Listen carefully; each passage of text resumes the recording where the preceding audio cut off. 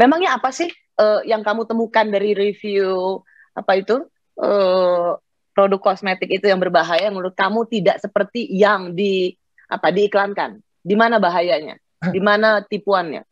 Ultimate Night Cream-nya atau krim malamnya itu mengandung hidroquinone 5,7%.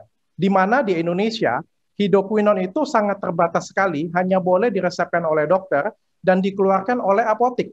Dan hidroquinone yang diperbolehkan di dunia kedokteran adalah 2-5%. Bayangkan, Oh, 2-5%. kamu tahu dok, di situ lebih dari kadar yang diizinkan? Saya masukkan ke lab. Di situ yang katanya kamu dianggap sebenarnya mencampur sendiri gitu. Tuduhannya seperti itu.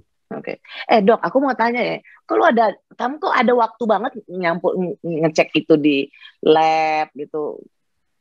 Iseng banget sih. Kamu nggak, emangnya kamu banyak gitu waktu luang ada yang di endorse, terus kamu ke lab ngecek gitu kok? Yang Kayaknya kerjain kan lab ya sebenarnya ya. Kalau kita sih sebenarnya lebih ke apa ya saya bilangnya, penggiat sosial mungkin di bidang krim abal-abal kali ya. Kan ada tim saya untuk yang bantu untuk dikirim ke sana. Kan cuma beli sama dikirim ke lab aja. Labnya kan yang ngecek, bukan saya yang ngecek. insting apa yang ada di dokter yang melihat bahwa ini kayaknya abal-abal nih, saya mau cek. Track recordnya, produk tersebut dari tahun 2019 itu memang sudah abal-abal. Oh, Anda dokter sudah melihat bahwa brand ini nih bermasalah gitu. Brand ini sudah saya review sejak tahun 2019 dan brand ini bermasalah dari tahun 2019. Di mana 2019 potnya itu kosongan banget. Jadi kosong banget semuanya. Dan pada waktu saya review itu 5,7%. Dan dia menggunakan para artis untuk mengendorse ini produk. Oke. Silakan cari di Google, keluar tuh gambar artis. Pernah digugat nggak sama pemilik brand atas reviewnya, Dr. Richard? Produk ini menggugat saya di tahun akhir 2020. Terus apa yang terjadi? Sekarang masih berkasus sih di pengadilan. Saya juga menggugat beliau juga. Menggugat karena?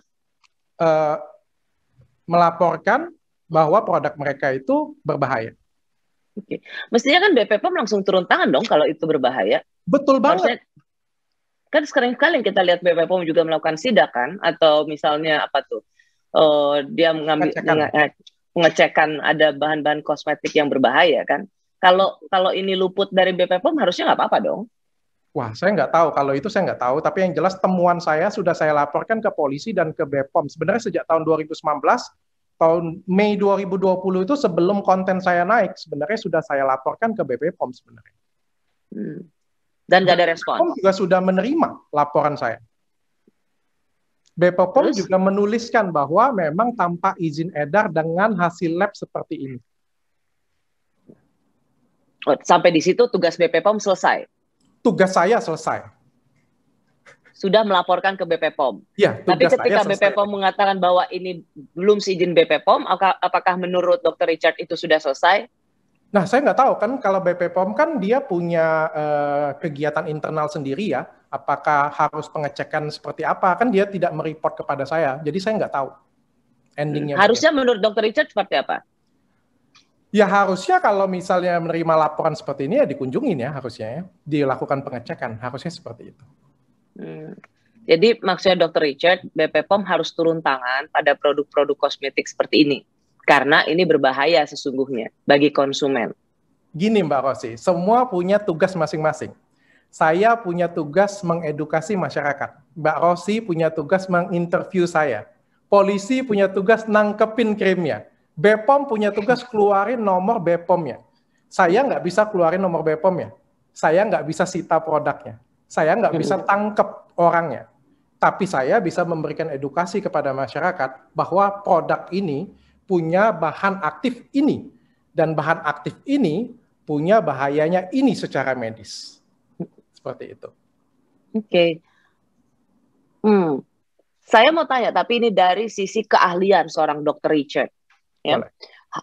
Harusnya BPOM ini karena ini memang tidak ada izin edar dari BPOM, harusnya dibiarkan saja atau sebagai orang yang sangat concern dan ingin memberikan edukasi bagi para perempuan yang selalu ingin tampil cantik dan kinclong, apa yang seharusnya dilakukan?